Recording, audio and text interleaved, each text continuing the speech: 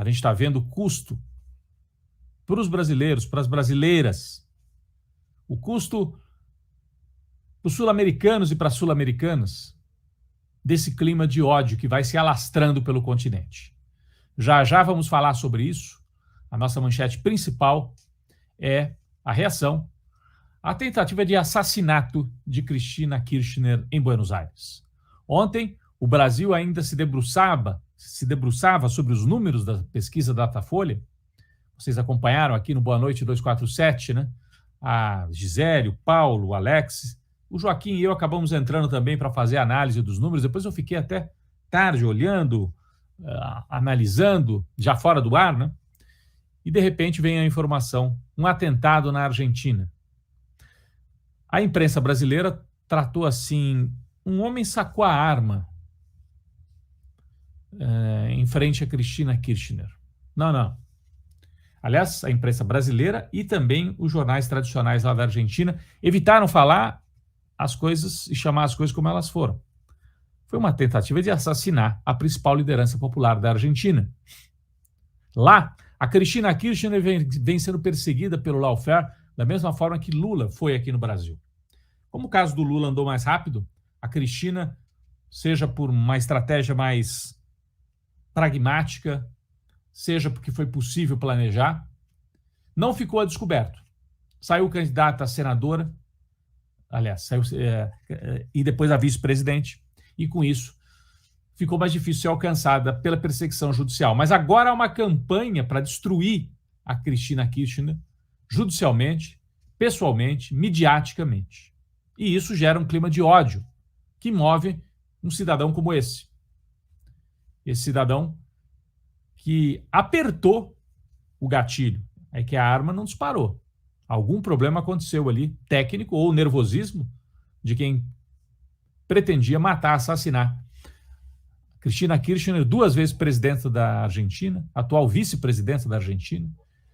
Por ser vice-presidenta, é a chefe do Senado, na Argentina é assim. E principal liderança peronista. Desde a morte de Perón, não há uma liderança tão importante quanto a de Cristina Kirchner. Houve de Néstor, o marido dela, os dois atuavam juntos politicamente, mas ela não virou política porque o marido era político, não foi nada disso. Os dois tinham uma militância que vinha desde a juventude.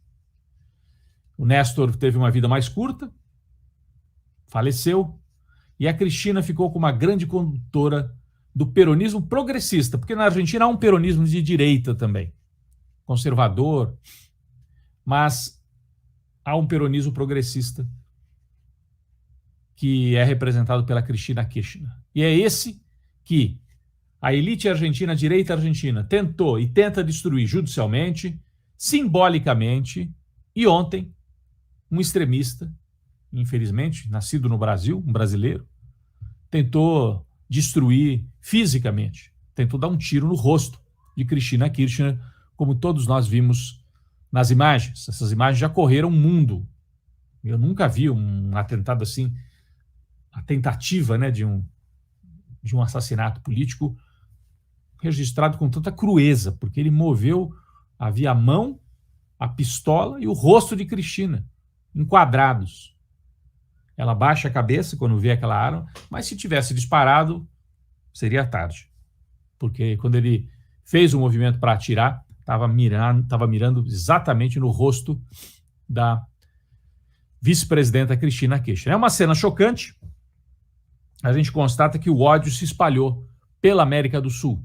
Depois que foi caracterizado o atentado, o Alberto Fernandes, presidente, agiu rapidamente, convocou uma rede nacional ontem por volta de meia-noite, disse que a Argentina, desde a redemocratização, nunca viveu um episódio tão perigoso e que Cristina só está viva porque a arma falhou. E imediatamente convocou hoje feriado nacional na Argentina para baixar a fervura e para que as pessoas pudessem ir para a rua se manifestar pela democracia. Ontem, inclusive, o rapaz, né, o cidadão que apontou a arma engatilhada contra a Cristina Kirchner, na direção do rosto de Cristina Kirchner, como eu disse, é um brasileiro. As pessoas começaram a fazer associações diretas com Bolsonaro. Eu até disse nas minhas redes, cautela, gente, cautela. Esse sujeito mora na Argentina. Ele nasceu no Brasil, mas mora na Argentina.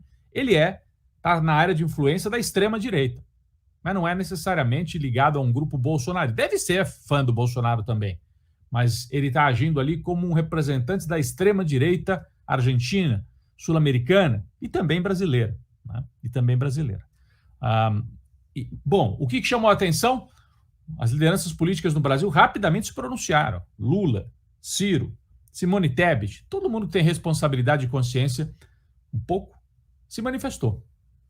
O delinquente que ocupa a presidência da República, evidentemente que demorou mais de 12 horas para falar, teve tempo de fazer postagem, de fazer muita gracinha e provocação imbecil, e só foi se pronunciar se fazendo de vítima. Ele disse, é horrível isso, mas... E também, quando me deram a facada, teve gente que comemorou. Até na hora de se manifestar, a solidariedade a alguém que esteve perto de levar um tiro no rosto, o Bolsonaro fala dele mesmo. É um perverso. É um perverso. É um ser perverso que tem que ser varrido do mapa político aqui no Brasil. Bem, aqui tem alguns superchats chegando também. Alexandre Vitor Desidério, 247, é resistência à desinformação nazi-fascista. O Bolsonaro, inclusive, tentou se fazer de vítima. Já tem gente querendo botar na minha conta, disse o Bolsonaro. Não, Bolsonaro, a gente tem outras coisas para botar na sua conta, inclusive o Tribunal dos Povos já colocou. Você foi condenado simbolicamente pelo Tribunal dos Povos e indicado que siga o processo contra você por genocídio. Então você ganhou o selo internacional de genocida. Isso aí está na sua conta, em relação à pandemia, em relação à destruição nacional, em relação a louvar torturador, em aprovar armamento generalizado e incentivar um clima de barbárie no Brasil. Isso está na sua conta, Bolsonaro. E isso ajuda a dar um exemplo para os extremistas de direita que existem na Argentina também agirem. A Argentina tem uma extrema-direita de muita tradição. Eu lembro aqui, quando Perón voltou à Argentina nos anos 70, houve um choque no aeroporto, quando ele chegava, entre os peronistas de esquerda e os peronistas da extrema-direita. E que mataram vários manifestantes do peronismo popular a tiros, na volta de Perón. Depois se formou a AAA, que era um esquadrão da morte, ainda durante o governo de Perón. Então, tem uma tradição também na Argentina de uma extrema-direita que deu, a gente sabe, na ditadura argentina, de 76 a 83, ditadura sanguinária, que jogava as pessoas de helicópteros no Rio da Prata, torturava na escola, na ESMA, está lá como uma espécie de um memorial da tortura e da infâmia em Buenos Aires. Então, eles têm uma extrema-direita, uma tradição de extrema-direita, assim como o Brasil também tem. Só que o Bolsonaro hoje é o capitão da extrema-direita na América do Sul e um exemplo nefasto do que pode acontecer também na Argentina se derem mole para a extrema-direita lá. E tem um partido lá de um sujeito querendo crescer com esse discurso igual ao do Bolsonaro. Só não é militar, porque lá os militares se desmoralizaram mais do que aqui.